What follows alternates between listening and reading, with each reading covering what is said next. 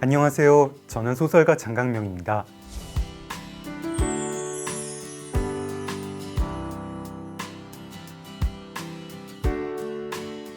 오늘은 정진영 작가님의 소설 젠가를 소개하면서 한국 사회와 청렴에 대해 함께 이야기해 볼까 합니다. 나온 지 얼마 안 된 작품이라서요. 어쩌면 많은 분들에게 아직 이 작품 제목이 좀 생소할 수도 있을 것 같습니다. 그런데 저는 이 소설이 2021년 한국이라는 시공간을 배경으로 우리가 왜 청렴을 추구해야 하는지, 그런데 그게 왜 쉽지 않은지, 그렇다면 어떻게 해야 하는지를 가장 잘 말해주는 작품이라고 생각합니다.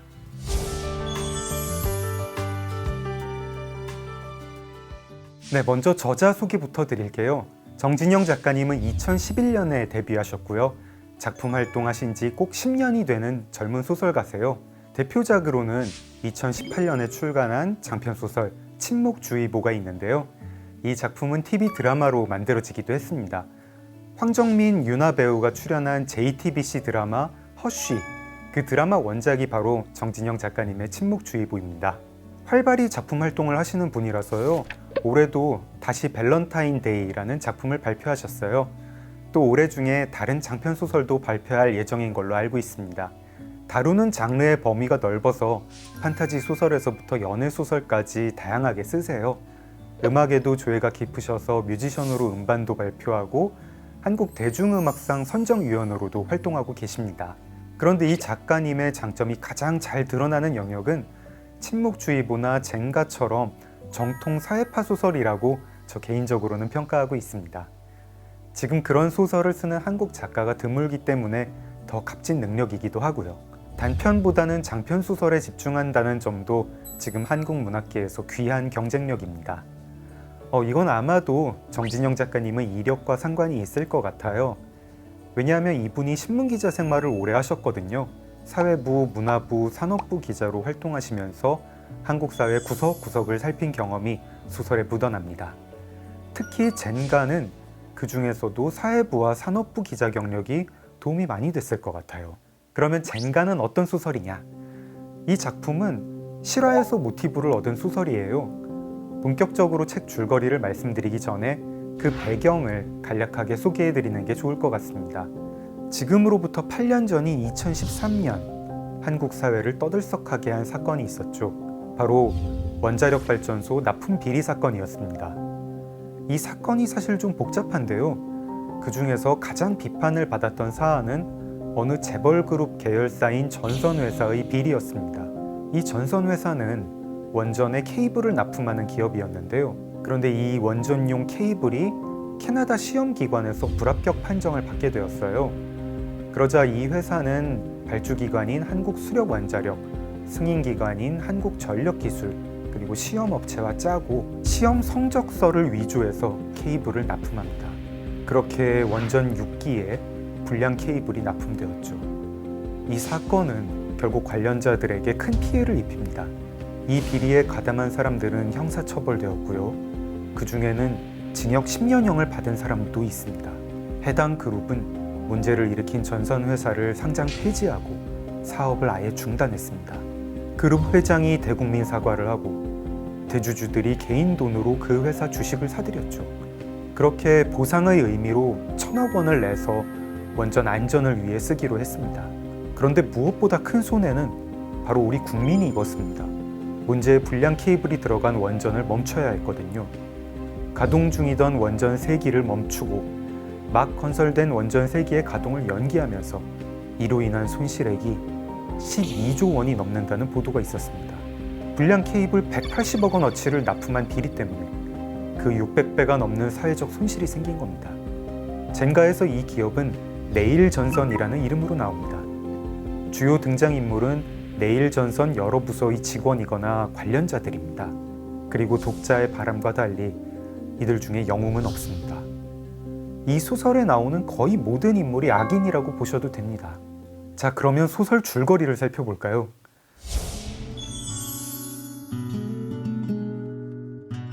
이 작품은 어떤 부분에서는 미스터리물처럼 또 어떤 부분에서는 스릴러처럼 진행됩니다.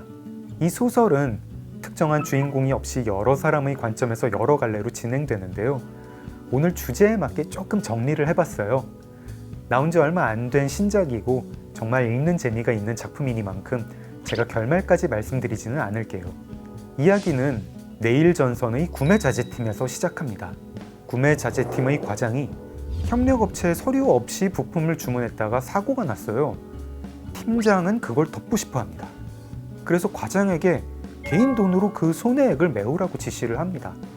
과장은 그 돈을 도저히 마련할 수가 없었고, 그래서 회사 익명 게시판에 자기 사연을 올렸다가 지웁니다.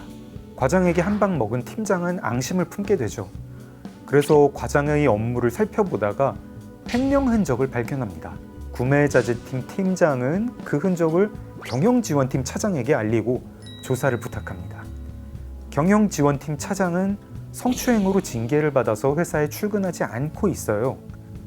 구매자재팀 팀장은요, 이 일이 잘 되면 경영지원팀 차장을 자기가 키워주겠다고 합니다.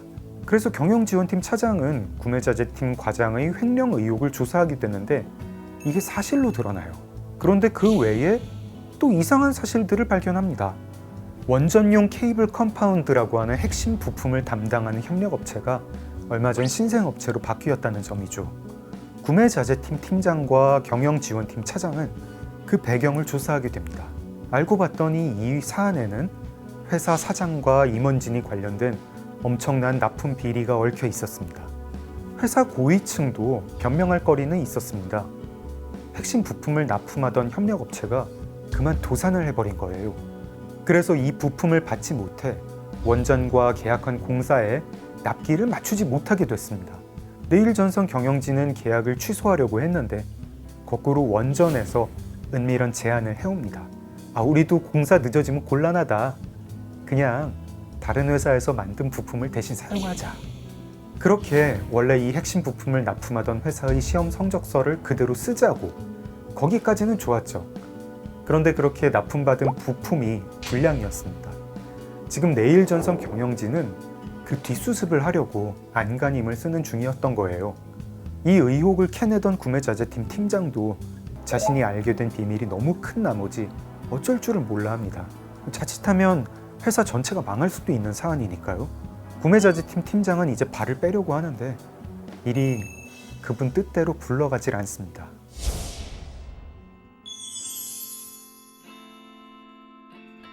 이 소설 정말 재밌는데요. 읽는 게 되게 고통스럽기도 합니다. 등장인물들이 그렇게 전형적인 악당들은 아니거든요. 어떻게 보면 우리 주변에서 흔히 볼 수 있는 분들이에요. 각자 이기적인 욕망이 있고 조금씩 유혹에 흔들리고, 그렇다고 거대하고 사악한 범죄를 저지르면서까지 이익을 추구할 그런 배짱은 또 없는 소시민들입니다. 그런데 이 인물들은 소설이 진행될수록 점점 더 수렁에 빠지게 되죠. 원래 이 작품을 출간하기 전에 정진영 작가님이 생각한 제목이 아비지옥이었다고 해요. 아비지옥은 불교에서 설명하는 여러 지옥 중 가장 고통스러운 지옥의 이름입니다.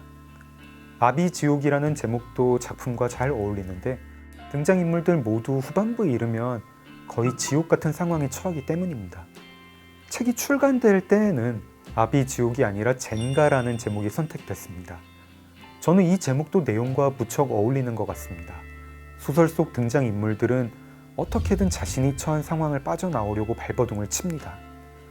그래서 딴에는 묘수랍시고 꼼수를 쓰죠. 마치 젠가 게임을 할 때 아래에 있던 블럭을 뽑아서 위에 얹는 것처럼요. 하지만 그럴수록 전체 블록 더미는 더 위태로워집니다. 사실 젠가라는 게임이 시작하는 순간 이미 붕괴가 예정되어 있잖아요. 게임을 할 때에는 즐겁고 승자와 패자가 정해지죠. 그런데 그 블록 더미를 우리가 함께 참여한 어떤 공동체에 대한 비유라고 생각해보면 어떨까요? 이런 게임이 벌어지는 순간 모두가 공멸할 수밖에 없다. 그런 의미가 되는 것 아닐까요? 실제로 소설 속 내일전선의 상황이 그렇습니다. 소설 젠가의 탁월한 점은요, 그 과정을 아주 현실적으로 완성도 있게 묘사한다는 점입니다.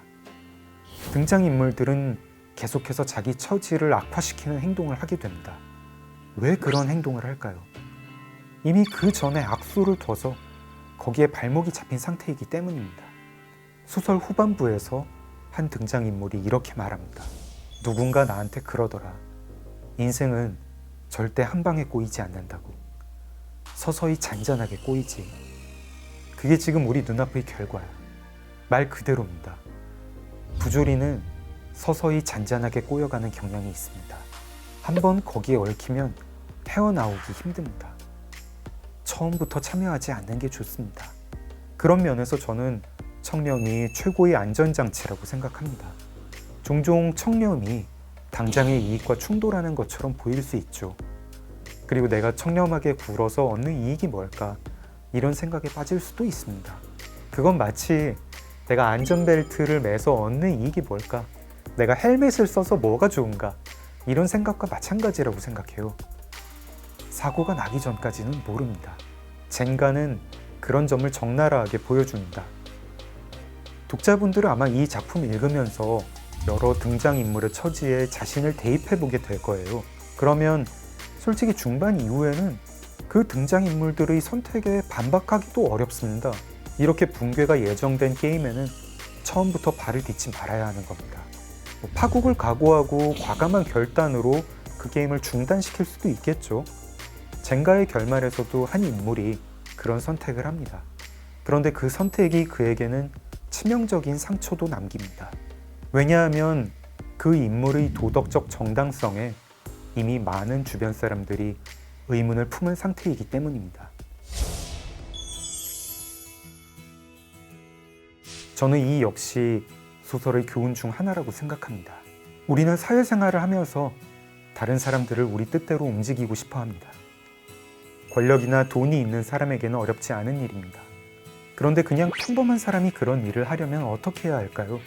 논리와 명분에 기대는 수밖에 없죠.